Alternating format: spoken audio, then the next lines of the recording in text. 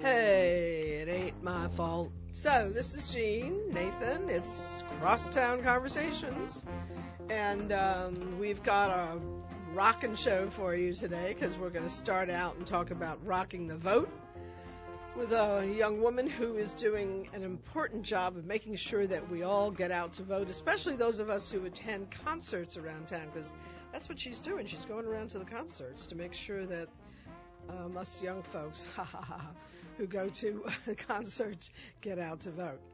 Then we'll be talking with Baba Ken Aman, who's going to talk with us about his Airbnb experience, which is going to shed a little different kind of light on it than some of the stuff that we hear mostly in the news. And then Mariejo Poux is going to talk to us about the situation in Haiti. So sad. Once again, Haiti gets hit. But we can help, and that's what we're going to talk about. Okay, so let's get started. And Bridget Fenlason is an organizer, I guess I would have to call. Maybe that's your key title, an organizer. I think you're also an artist and a musician, and I'm not sure the whole picture, a producer. Oh, no, not a musician. I knew you were going to say not a musician. No. Okay. Music enthusiast, so it's a musicologist. But I actually work in the film community. I'm a costume designer. Oh, that's right. I read that, and I left that out. I'm sorry, and I love that. That's you probably know Alita, who works with the Music Box folks. Do you? We're all kind of one person removed, but right. but I moved here. I moved to New Orleans a very long time ago for music, so I'm just coming full circle back to in my downtime as the film community, the film business took a quiet turn this summer, but yeah, we'll have to talk about that a little bit. But you know what? Let's get started with the vote situation because I'm just like staying on this. I'm trying to stay on this. It's the 11th, right, of October, which is Tuesday. Tuesday, and that's the deadline for voter registration in Louisiana. It varies from state to state. I know it's the deadline for Louisiana and Tennessee. So here's the deal, folks. You have today, Wednesday, Thursday, Friday. I think you can go online over the weekend, right? Oh yeah, you can go online anytime. So you can register to vote at 4 a.m. Saturday and Sunday, Monday, Tuesday until midnight. I'm not sure how Let's not take any chances. Let's say noon. Well, let's give you noon Tuesday as the limit. And this is very important because I want you to know that. You know what? This is a call from my aunt who's in Florida, and I'm really worried about her. I'm going to actually, this is crazy thing to do, but Aunt Vi? Yeah.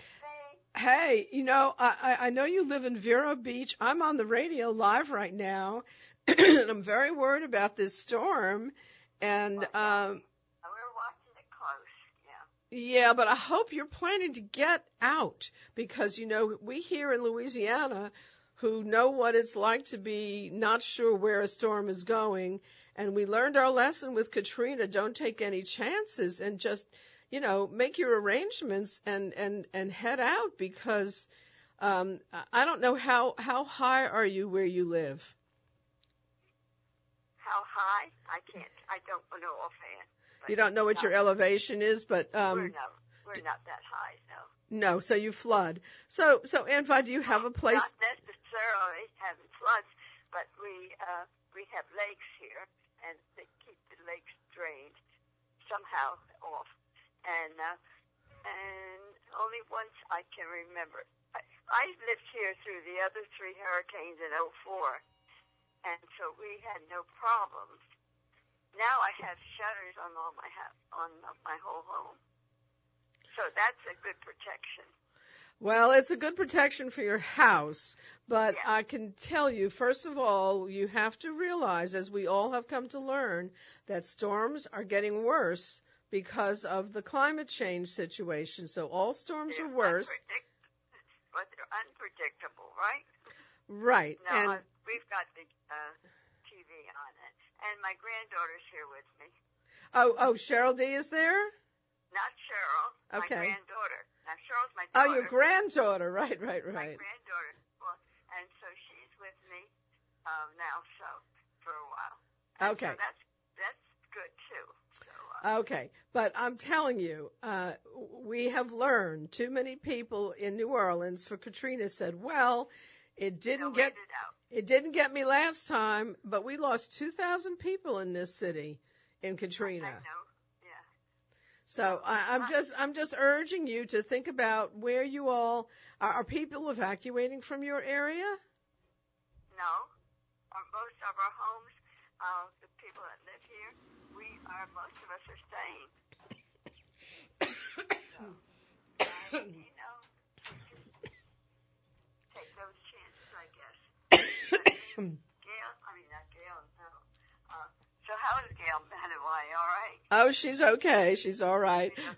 But No, listen, I don't know if you heard me say that you're actually live on the radio right now because I'm in the middle of a radio show and I don't normally take calls on my phone, but I wanted to talk to you so badly and I kind of wanted my audience to hear, me talk with you because again, in our city, we still have that same tendency that you're saying, to say, okay, we'll take our chances, but I wish I could just order you. I'm not your daughter. I'm only your niece, so I can't order you. But I'm telling you, you and your granddaughter, and Cinda, you ought to get in a car and get out.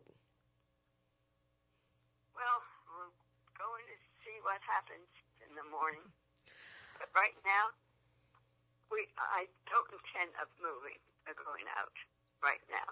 And Larry lives about 15 minutes from me. Oh, I didn't realize he was living near you now. Okay, yeah, so how about a generator? Do you have a generator? No, we can't have generators. Mm-hmm. No, and our developments and things, we aren't allowed. No. Do you have some lanterns? Do you have some battery-powered lanterns? Oh, yeah, I have the heavy-duty flashlights and a radio, which we can get in, and so to hear things if the power goes off. Okay. Which it would probably go. I lived 7 days without power here on one of the hurricanes. So I know what it's like living with nothing. Well, thank goodness at least we're in cooler weather time, so maybe you won't be so bad off. But all right, my dear, I'm glad to hear from you. I hope we haven't made a mistake, but there's no Larry lives, I said 15 minutes from me, and I don't think it was any advantage to go to his place. Okay. So. Okay, well, I'm wishing you lots of luck, and I'm going to watch out for you. I'll watch on the news, and I'll be calling in, or you call me and let me know how it goes, okay? I will, Jeannie, and all thanks right. for the call. All right. That. Bye. Okay. Bye-bye. Bye. What can I say? You just, but people she's are just watching it, so at least she's watching it. I know. Well, watching it and doing what you need to do are two different things. It's you just can't convince people of how dangerous these things are. You really just can't. And hopefully I haven't heard the absolute latest as to whether it's pulling away into the Atlantic or it's pulling more west onto land. And I know it's like borderline. Which way is it going to go? A little bit off one way or the other. Back to rocking the vote. Okay, so what made you so concerned about this? Tell me, first of all, how you're doing your voter registration drive, and what made you so concerned about it that you wanted to do this? Well, the conversation pretty much started after the Republican convention among my friends, and I was looking up voter registration, and I started to speak with my neighbors. And found out one really important point is that I found out a lot of my neighbors are not registered to vote because they have convictions. Oh. And they are absolutely not aware that they can register to vote with a conviction. Now, I do think that there's some convictions that you lose the right to vote, but most. But it depends. Generally speaking, if you've served your sentence and you've paid your fine, you can register to vote. And we were speaking about this yesterday. My friend was doing the grassroots campaign for Obama's campaign, which, in fact, is the most successful grassroots campaign ever. And they went door to door, and it's exactly what they found. And I just feel like we live in a city with such a large I forget the population. Number. It was like something like 1 out of 75 people in the state or something like that have been incarcerated. Yeah. It's huge. It's one of the highest rates in the whole country. So making sure that people who have had convictions know that they can vote. Do y'all hear that out there now? If you've had a conviction, or your neighbor, you know people, somebody in your family, a friend, make sure you tell them they can vote. Okay. Yeah. Now, how to register? Let's talk about that. Well, so what happened was I looked up Rock the Vote because I'm familiar with Rock the Vote. Rock the Vote's in its 25th year. It was created on the platform of MTV in 1990. Oh, I remember that. So it started as a voice for the young people, specifically within the music industry, when MTV had music. Yeah. So the number one thing that we found is that the millennials, which is who Rock the Vote is focused on, the youth, the 18 to 29 vote, they have no idea what Rock the Vote is. It doesn't resonate with them because they are not watching MTV with music anymore. So that's an interesting development. It's also very, very focused on digital media. And that's one of the conversations that I had with them, and explaining that that's all good and fine, but I live in a city where we actually go and talk to people face to face, and that's how you get things done in New Orleans. And that I felt like there's so many citizens here that feel just disenfranchised that I wanted to reach out to. So when I went to Rock the Vote, what I discovered is on the roster of talent, which are anywhere from actors and bands, they did not have one single New Orleans band on the roster. And I had a problem with that. So after several conversations and discussions, and basically they wanted numbers because of the social media presence. They wanted to know if these bands that I was suggesting that were interested in participating, if they had any pull social media wise. So like Galactic is one of our bands. They have 32,000 followers on Twitter. I am not a Twitter expert by any means. And it's not, like a Kendall Jenner number where she's got, 4 million or whatever, but it's for something we respect and embrace in New Orleans. And I thought that was a decent showing. Tipitina says 31,000. The one that surprised me, Rebirth Brass Band, 28,000 followers on Twitter. This is all really great. So that's what I went back with. And someone else that was important to me to get involved to was George Porter Jr., which I had to explain to them who George Porter Jr. was. So, and the explanation was when the Red Hot Chili Peppers were on stage at Jazz Fest, they brought the meters on stage and thanked them. Mm-hmm. And the gal at Rock the Vote said, how do you spell his name? So that was done. Yeah. And then what about Trombone Shorty? I'm not. I worked my network. Yeah. So love you, Shorty, but yeah. And there's other organizations that do this sort of thing that are music oriented as well. But Rock the Vote's the largest non-partisan, non-profit organization that is working to build the political strength of young people. Mm-hmm. I'm sure, I'd be very surprised if Trombone Shorty wouldn't have been willing to participate, because his brother, James Andrews, was actually my sort of house band, you might say, when I ran for city council way back in 1989.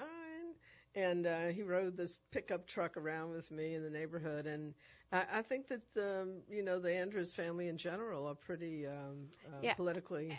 Everyone I reached out to said yes. Mm-hmm. I was sharing this story too. So what we've been doing is what you were saying. We're registering at shows. So first of all, the Maple Leaf DBA Tipitina's and One-Eyed Jack's are our core venues. And then Louisiana Music Factory and Hanson Snow Blitz, because we love them, have been really supportive. And we had 3 different events last Tuesday for National Voter Registration Day. And we started at Hanson's, and that was great. But everybody I've reached out to said yes. And the big win over the weekend was that we had 14 New Orleans bands added to the national roster for Rock the Vote. And it's alphabetical, so some of the roster is really awesome, where it says, like, the Rebirth Brass Band, The Roots, which is just great. We added Lost Bayou Ramblers. They're the only Cajun punk Lafayette band. And what about the Nevilles, Aaron and Art? And I just reached out to people. This all happened really. This happened really. The phone number's quickly. in your Rolodex in your cell phone. Yeah. In my black book that I carry around. Book. Yeah, this is my network of go-tos, and I bet you they would again. I'd be shocked and amazed if they wouldn't be willing. And there are some artists, national artists, who are very hooked into New Orleans, who, somebody like Linda Ronstadt, for example, who's just, a New Orleans junkie, and what's her name, the guitar player, who... Ani DeFranco? No. The other one? Bonnie Raitt. Bonnie Raitt, I'm sure. Yeah, it just was a matter of, it was, first I had to come up with these numbers of proof, and then... You only have so much time, so when did you start this? Yeah, well, I started the phone calls right after the Republican convention. Oh, right, so it was in, July, was that? Yes, yeah. and so it still, was, yeah. and I will say that the last voicemail that I left for them that was almost tearful about my citizens in New Orleans and how I wanted to make a difference, that's the one they called me right back from. So. And here's the weird question. I wasn't too proud to really. I was just like, please call me back. I want to help. And now, and the funny thing too is that people don't really seem to understand. This is all volunteer. And yes, it's great timing because I'm in between movie things, so it's allowed me to do this and to reach out, and I think it's so important for a band like Paul Sanchez and John Butte and these guys, Bonorama, to be part of this national organization. Do they do anything other than just musicians? They don't do some of the film people? Again, we have some film people who are big junkies here. John Goodman and the director, what's his name, Taylor Hackford, and Helen Mirren, all those characters. I came from just a place of your roster is no New Orleans music, and we matter. Okay. That was my whole mission. Thrust. Okay. Yeah, and I was fortunate when I was in college. I met Harry Connick Jr. and his band, and they were very gracious and very generous with me, and that fed my interest in. Call Harry and tell him to do a shout out on his TV show for New Orleans people to vote. Well, because New Orleans people are watching his show. I'm so grateful, but I felt like I was lucky enough that I had people that really, really encouraged me, Branford Marsalis, and these people. You're talking to an organizer, so I'm sorry. I'm always going like, okay, what else can we do? Yeah, well, my list looks about like what you've written down. Yeah, scratched down my list. Yes, here, we can trade, absolutely. Ricky Lee Jones, she was another one I was we just can totally trade. And Solange is part, and that's the thing too. So Solange Knowles and Edward Sharp and the Magnetic Zeros. So they had 2 transplants on the roster, but they didn't have any New Orleans. Yeah. So, and that's a whole nother. I wonder if Beyonce said anything at her concert at the Superdome. It's so important, and I really am just so grateful for. Well, first, just how I stumbled upon jazz. I just felt like I got so lucky, and I left everything I knew a very long time ago. I'm not going to say years. And some of my stuff, and then the rest of my stuff got stolen when I got here. Oh, no. But to follow my heart for the music. And then I worked in marketing, and I was sharing this with Maggie. I worked in grassroots marketing, and work the R.J. Reynolds campaign. We had a Camel Club campaign. And smokers are very passionate, and non-smokers are very passionate if they see things happening with smokers. And this is like 98. And then the second group I did marketing with were gamblers, equally passionate. I am very politically naive coming into you're this. Politically what? Naive. Mm-hmm. I didn't grow up in a political family. My friend Zoe Tristis. Where'd you grow up? What part of the world? I'm a valley girl. Yeah, I'm from Southern California. The way she said that, I'm a valley girl. You should have said, I'm a valley girl. Totally a valley girl when I get excited. But I've been here long enough. I absolutely count. I've paid my fees. You have some New Orleans credentials at this point. Oh yeah, absolutely.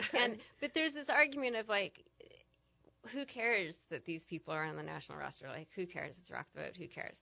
And I really care, and it matters to me. And I think it's really cool that the roster now reads Backstreet Boys, Beastie Boys better than Ezra, Beyonce. Right. Like, perfect. That's awesome, great. Right? It's awesome. That is great. And then yesterday when we added Lost Bayou Ramblers, it's Lost Bayou Ramblers Madonna. And we have the only pure jazz band and the only big band. They added Zelfier Marsalis and the Uptown Jazz Orchestra, which that's crazy. That's crazy. That's great. So that was the motivation. So all these, what Rock the Vote did is they created personal links for every band.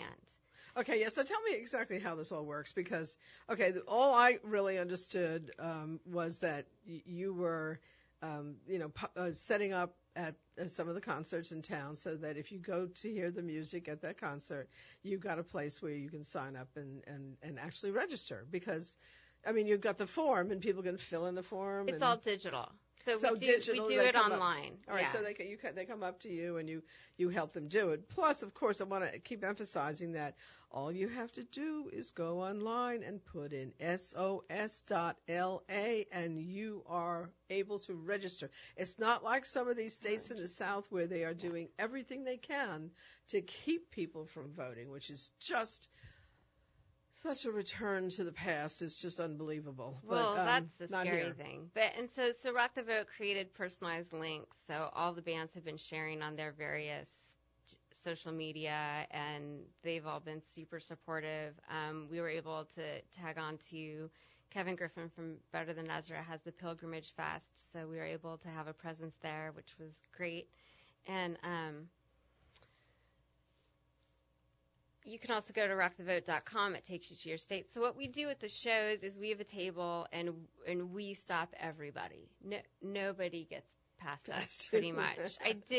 One of our volunteers is new to New Orleans, so we did have a discussion on Frenchman Street about hand grenades, people carrying the hand grenade cocktails and picking our battles, because once it gets to a certain hour on Frenchman, it's complicated to get somebody to fill out a form. But we've been doing John Boutet's show at DBA, and John, which anyone who knows John Boutet knows this, he has a gift for making us cry, and he brought me to tears Saturday night when I was sharing the national roster for Rock the Vote, and his addition to it, which now is John Boutet, John Legend, John Oliver. I love it. I'm excited. I can't even hide it. But John Boutet talked about his time in the military and I think it's his father and his grandfather. And we're nonpartisan. It's not that we don't have an opinion about who to vote for, but the first step is that you get registered. And for Rock the Vote, the millennials have 20% of the vote. Whoa. Right? Mm-hmm. Okay.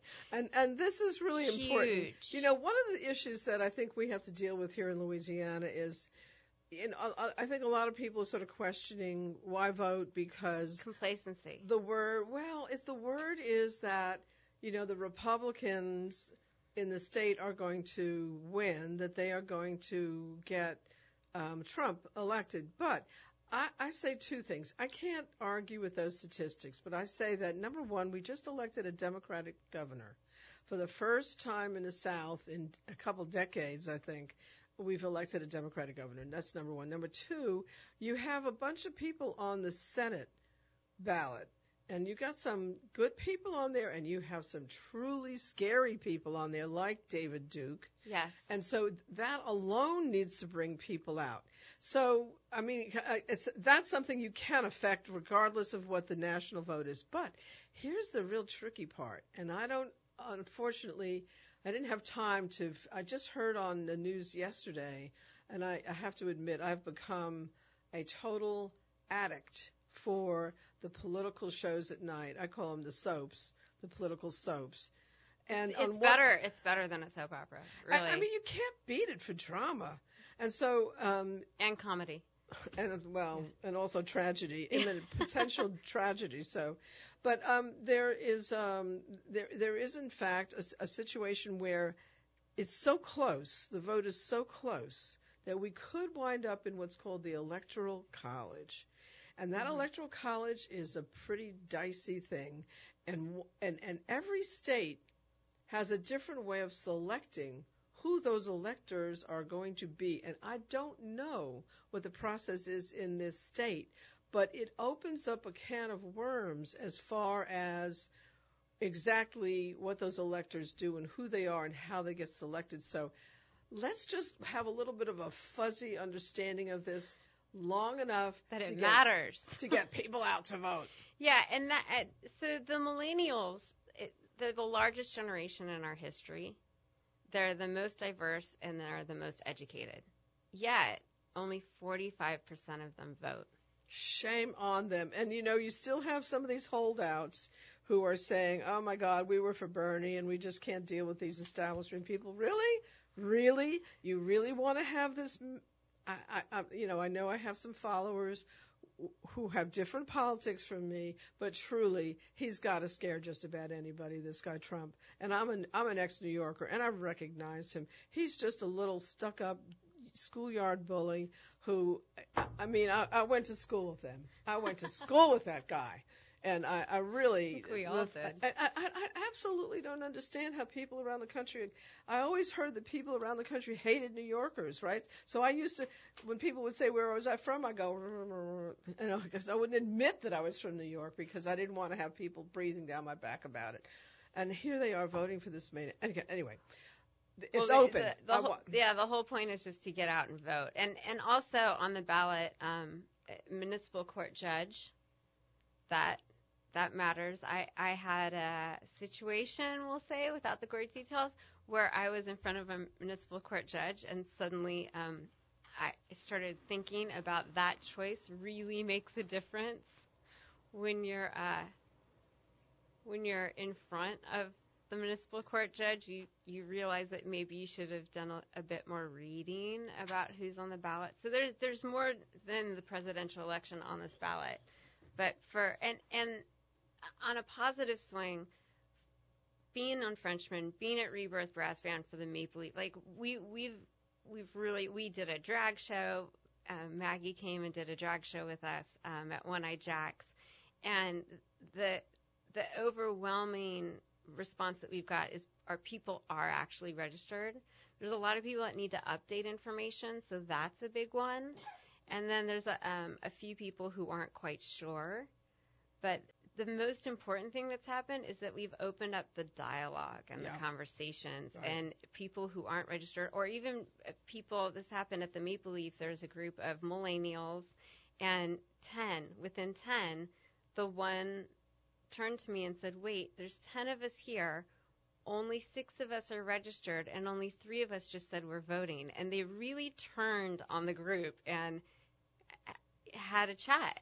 And also, you might find this interesting, I went to do the Bonorama show at the Varsity in Baton Rouge, and it was all prearranged, and the Varsity would not allow me to register voters at the Bonorama show. And the reason given was the current political climate. And as the conversation continued, then the general manager informed me that there had been police shootings in Baton Rouge, which that is kind of what got my Irish up, was the way I kept saying I felt like a Jane Fonda rebel, except I had a bra on for the night. But it was really, and it was unfortunate. But as I walked away and came back, all the young staff were talking politics. And I said, you guys don't get me in trouble more than I already am. And I came back 2 hours later, and they were talking politics with all their friends. So, Okay. sorry, that's so a win. we're moving the needle. Okay, y'all, here's the deal. So, Bridget, do you have a site where you can tell people where that you're going to be registering this weekend? Yeah, and they can go to, we have a Facebook page. It's the New Orleans Rock the Vote campaign. Okay, New Orleans Rock the Vote And we campaign. need volunteers. So if anyone wants to come see some music and do a little civic duty, registering to vote, helping register. They should do what? Just send a message on the Facebook page. Okay. The Path And of you can Least line them Resistance. up. Okay. Yeah. And so that's this weekend, guys. Enjoy the music and plan to register to vote. And once again, one last time, I'm going to let you go. I got other people I got to talk to, but I want you to say SOS.LA. That's all you have to do to register. We're not in one of those states where they break our backs if we try. This is a different place. I love that it's an SOS too. Yeah, It's save so, our or you state. could go to rockthevote.com. Or rockthevote.com. Yeah. And Bridget, thank you so much for what you're doing. Oh, it's thank really you. important, and I know that had it's no idea what I was getting into, but I'm so glad. And the amount of support is overwhelming. And I'm really grateful for everybody's support. Great. And actually, you're going to be followed immediately by a woman who, like you, is an organizer, and she is working on trying to help the folks in Haiti who have been so badly affected by this current storm. On top of everything, oh my God! After that earthquake and just basic ongoing bad economic situation, and now we have this storm. Thank you so much. You can head out. You just have to put that back in there. Oh, okay. I was going to hand them off. Oh, to the next person. Oh, gotcha. Yeah. Okay. Yeah, Okay. Thank you so much. Thank you. And okay, everybody, register to vote. But let's now talk with Marejo. Is that how you say your name? Marie José Poux. Okay, Marie José Poux. Who works with an organization called Hope for Haitian Children, and you are trying to now start a campaign to help people who have been affected by the storm. It sounds like, I've looked at some of the initial reports. Of course, nobody knows anything yet because communications are down. Yes. Right. So we have a lot to learn about what's happened, but the hurricane did, as they say here, slam into Haiti, mainly on the east side, which is more agricultural? Southwest of Haiti. Southwest of Haiti. Extreme, they call it the Grand Sud. That means the deep south. Oh, okay. And it's where it's happened. But it did affect the whole country. It did. That part was completely devastated. So tell me what have you heard from anybody directly there yet? They did have telephone the first, when it just happening, and all of a sudden everything cut. Sure. All they said, one of the village said, all houses went down except for one. Wow. And she said that one, everybody tried to go, but that one is not safe by itself because not everybody can pack in one place. Yeah. So one was just totally destroyed. That's one that I supported as, helping children there. Uh-huh. There is another one which is beautiful. Last 3 weeks, I posted pictures of the kids sitting on a little boat next to the shoreline. That was washed out by the sea. The sea came like the surge from the storm. And go inside of their house and bring everything that they had to brace each other in order for them not to be wiped out themselves. Yeah. So it's very hard. And plus, there is a bridge. I heard there's a bridge washed out. So right now, we cannot have any communication by even foot between that two parts of Haiti. Wow. But I think maybe the minister is having big helicopter and things like that, try to reach them and try to bring them things. They are hungry, they are naked, they are wet, Plus, they have children in their hands. Right.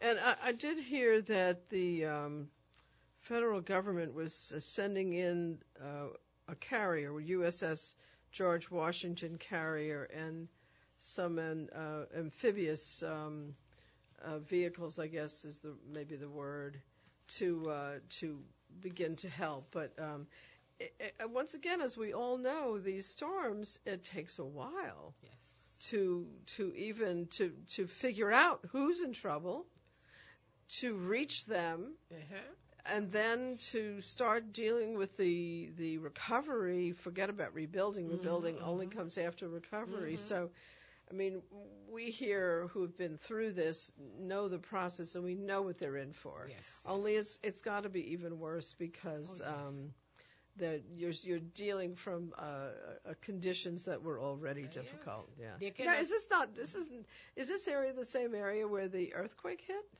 No. Not. No, the earthquake went there too, but the earthquake was more toward Port-au-Prince than it's going And south. Port-au-Prince is In the middle, it's in the middle of the country. But it's affected Port-au-Prince because it's a bay. Yeah. And, part of the south and the north, and Port-au-Prince is in the middle of the bay. So either it come north, it will always shake Port-au-Prince. Comes south, it will always shake Port-au-Prince. Sure. And that's where I'm from. But it is. Yes. So that's something I've been curious about. So I asked you to come on because we have a huge Haitian heritage in New Orleans because so many people after the revolution in Haiti came here. But and ever since then, of course, there's been some in-migration, although more in maybe some other places. I know in New York we welcomed a lot of people from Haiti. But so is there kind of a network of people from Haiti here in New Orleans? There is some families that came about 30 years ago when a boat got lost and brought some people here. And before them, it was a group of professionals that came as doctor, nurses on contract to work here. So it's always been Haitian there before, and then when after the boat brought the people, it was so many people, and they brought their family after them. So it became a larger group of people. Yeah. But mostly people who came before came to work as a job offer or something. And it wasn't that many until 1980 when they came here. So now they are well off because they drive taxis, their children get to school and become professional themselves. And they have houses. They made a home for themselves. Most of them don't have any intention of going back to Haiti. No. Because they found what they... But they must have family there still. They do, but they brought them here. So I assume that in part we can be talking to the Haitians who live here and ask them to participate in helping. Now, how does this work? How is your organization, Hope for Haitian Children, what is it? How is it raising support, whether it's goods or money? And so how can people help? Okay. Right now, Hope for Haitian Children Foundation, before the earthquake and after the earthquake, being supported by the New Orleans, we call them Our Family. They came together, helped me organize things, and even when I was in Haiti for the earthquake, they were organizing things and get the goods and send it for me. And the mission grew from group of children that I was helping to orphanages to school. I have a school of 200 children, and I have an orphanage of 37 children. And the school was between 150 and 175, now 200. And it's not easy because I do not have big funding. I constantly soliciting from friends, family, and my family, brothers, sisters, anybody very much involved. They even, when they see me, they kind of hold their pocket tight because they know I'm going to take something from them.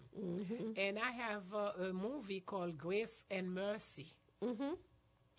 That movie, it was a documentary they done on us. And so the group that make that movie are very good supporters. They help me, and if I don't have anything, I can call on them. Hello, I don't have anything for the kids.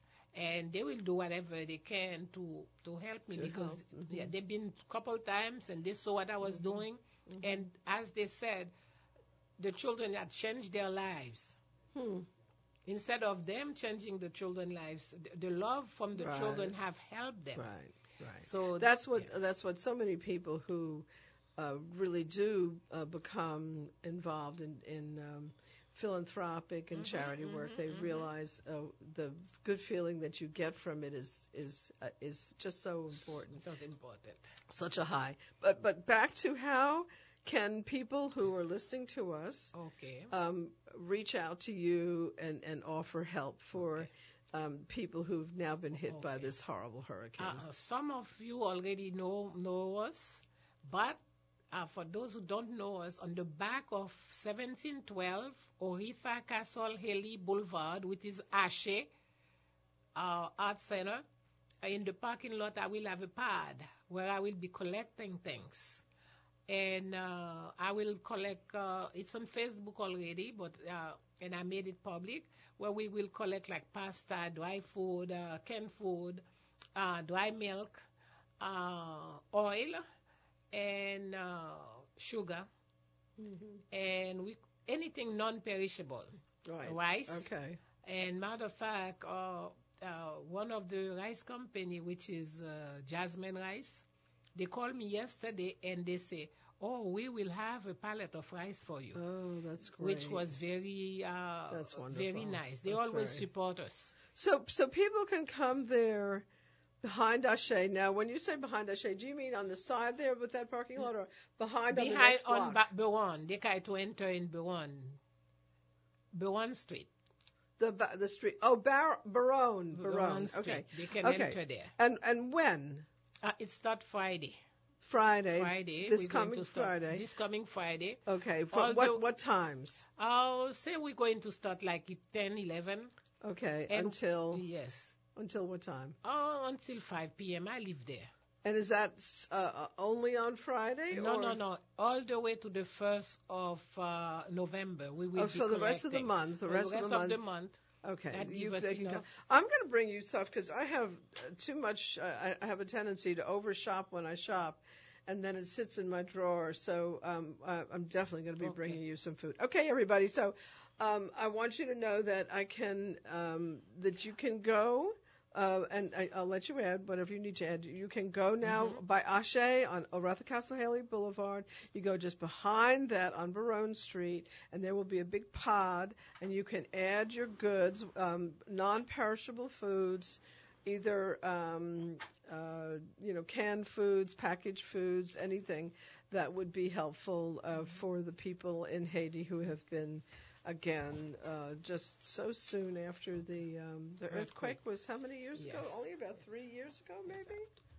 One? I have one to say something. Oh, you want to say something else? Please. Okay.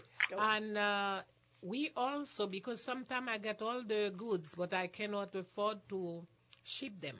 So we would like people to go on our website and do a PayPal donations for us. Sure. Or come and bring some donations for us. Sure. To pay for the shipping. Yes, money-wise, to pay for the shipping.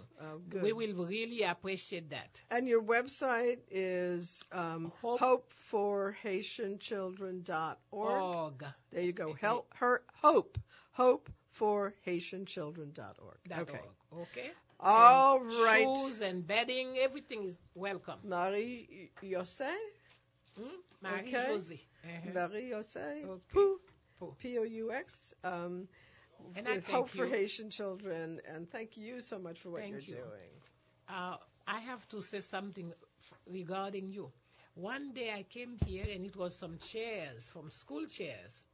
And I was worried that, and you say, go around the school, they might put them outside and ask. And I went to ask, and they gave them to me, and we are using them. From John McDonough. Exactly. We are using them for the school. So we I'm don't so really, glad I that cannot happened. forget you. Thank Okay? you. Thank I'm you so very glad you much. did that. Thank you. You followed up. That's Yes, what counts. thank you. All right. Thank you. All right, folks. Now we're going to switch gears a little bit and sort of back to an issue that is important here in New Orleans and actually in many places. But there's a big debate going on about this, about the Airbnb situation. Okay, so I know that you all have heard about this. And there are, of course, as with everything, there are more than one facet to this issue. And I have in studio with me Baba Ken Amen. Is that how you say your last name, is. Amen? Mm-hmm. Okay. Who is an artist and A New Orleans resident and an Airbnb host. And an Airbnb host. And so there are two kinds of Airbnb, for those of you who are not familiar with it. And one kind is where somebody has a house, a whole house that they buy or they rent, and they let out the whole house. And too often, when that happens, it is kind of for a party group. And I'm not thinking that I would really love to have a house that is only being rented out as a whole for parties next door to me. I already have enough trouble with a little too much noise from parties nearby me. So, but that's basically the ugly side of it, though. That's the ugly side That's of the it. ugly side. But there's another side to it, and this side is actually, I have to share some of my own experience with it as well. But I know it's a very, it's a totally different story. So, Baba Kenaman, you identify yourself as an Airbnb host. What does that mean? Well, it just means that, I'm doing what a lot of people have done here in New Orleans for a long time, which is home sharing, opening up my place for folks who are traveling to this city who, for one reason or another, don't want to participate in, they don't want to go and stay in a hotel. They want to stay in something that's more accommodating to their, and more authentic. Yes, it's an authentic experience. Mm-hmm. And where the controversy is coming from is from folks like what you just described. And it's just interesting because before, like I said, for a lot of people, Airbnb is just one of a cachet of entrepreneurial things that they're doing to keep their head above the water because, for some reason, the beloved city of New Orleans has become a rather expensive place to live. So I speak for the entrepreneurs and those that are, out here attempting to make it. And this Airbnb is a great format. It allows people to, be verified if you must. You know who you're dealing with ahead of time, and it's a way for people to pick up a little money. But believe me, I don't know anyone who is an Airbnb host that drives a Rolls Royce. So it's, if there's someone concerned about someone getting rich out here, let it go. But the main thing I want to say is that the city council is coming up to vote on it. I think it's October 20th or 22nd now. Yeah, it was moved back. Absolutely. Yeah. They keep moving it back. And, I just want to remind folks out there that we live in a society where they say that, corporations are too big to fail.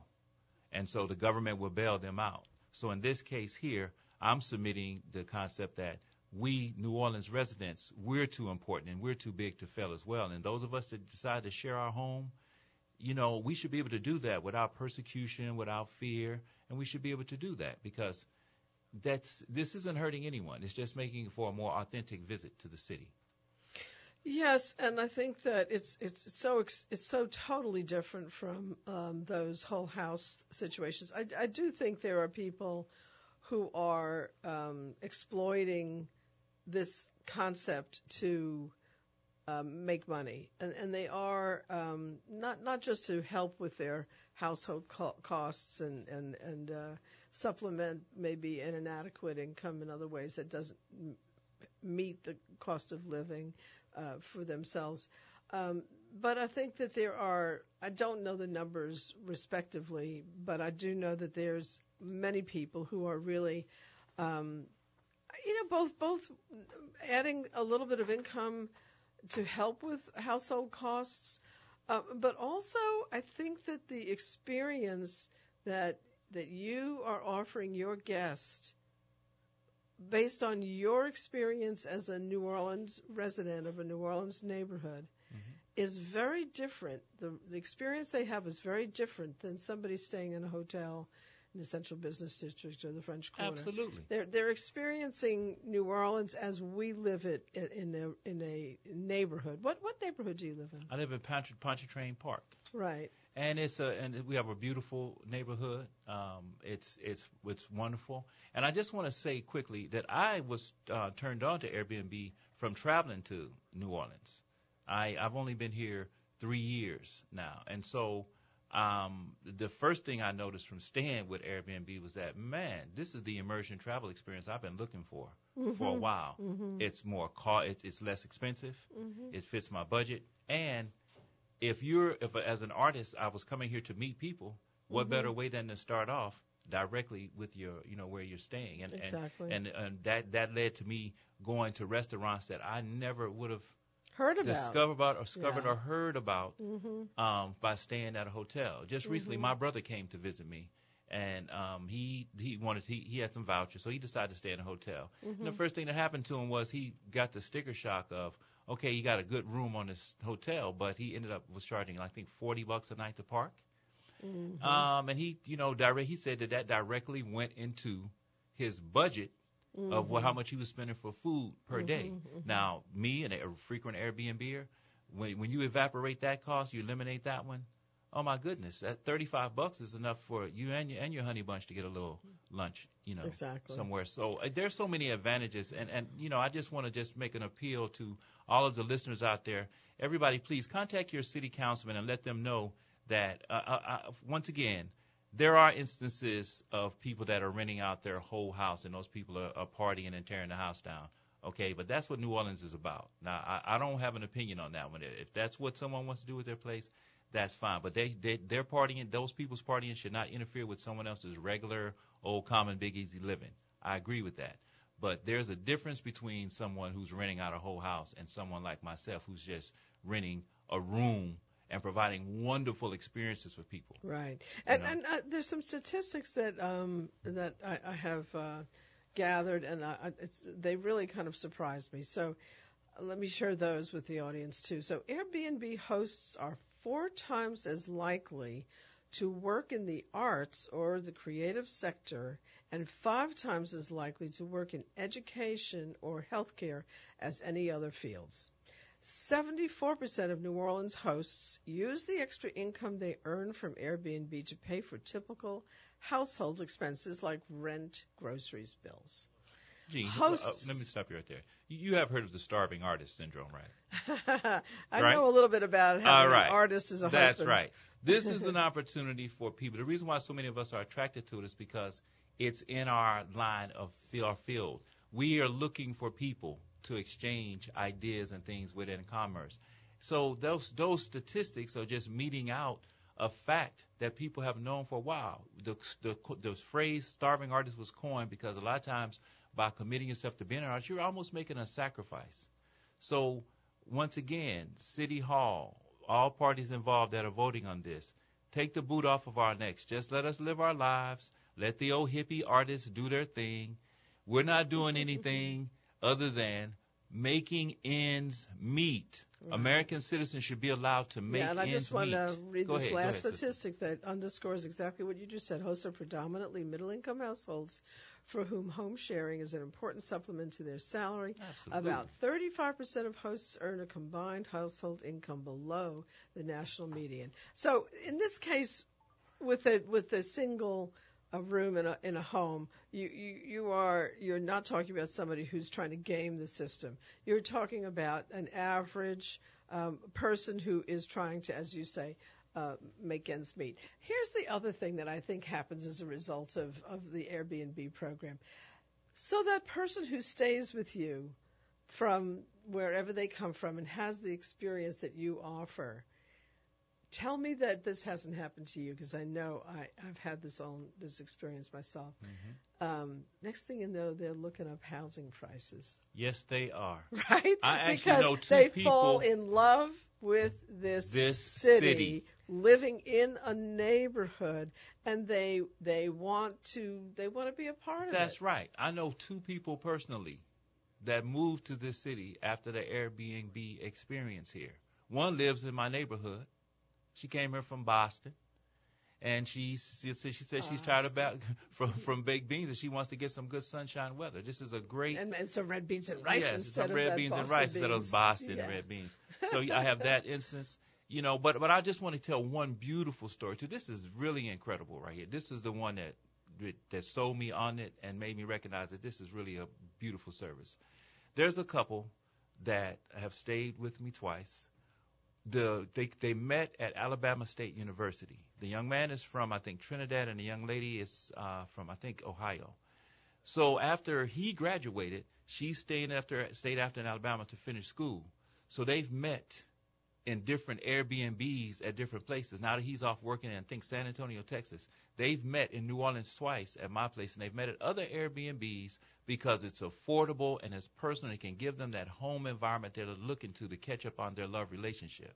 Now, they told me themselves they can't afford to stay, couldn't do this with hotels. Yeah. So they started off using Airbnb, looking for alternatives. I mean, come on, what could be more beautiful than that? And for those two people to recharge their love in those places. This is not a political issue at all.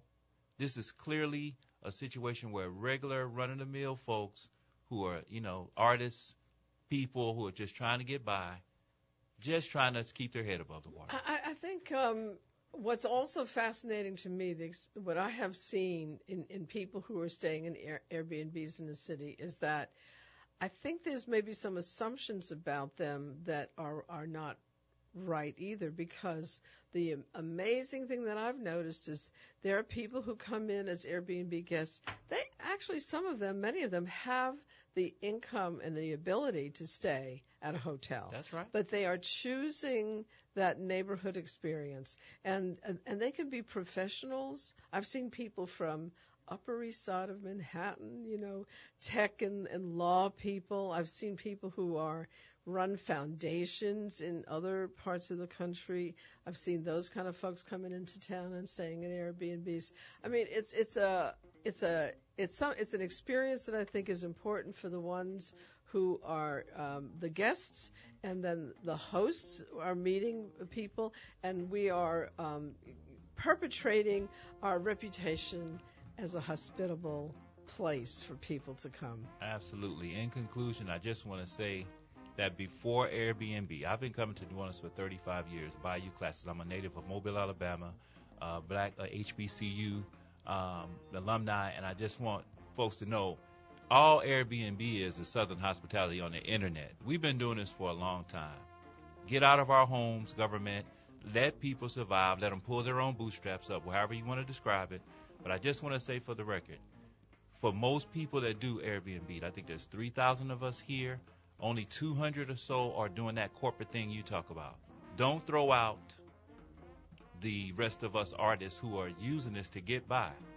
If the politician wants something to do, come up with some options. Let's put some more funding in the schools. Let's do more for the children. Let's do something to get all of these black folks stuck in these fast food and service industry jobs that can't afford to live in the beloved city. Okay? Let's fix that.